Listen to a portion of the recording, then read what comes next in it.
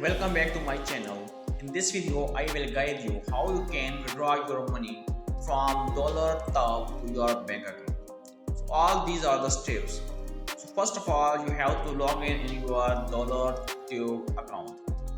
Once you are on your account, now first of all check your balance. If this minimum threshold is complete, which is maybe $10 or $20, then you can withdraw your money. Now in order to withdraw your money, navigate to the withdrawal section. Just click on withdraw or cash out or payout option.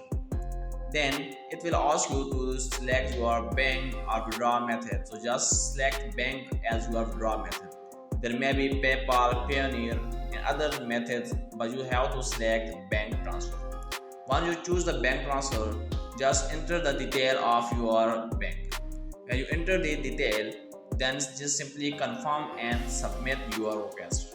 So once your request submitted, it may get some time, so wait for processing time. After it finish, your money will be transferred to your bank account. Thank you for watching.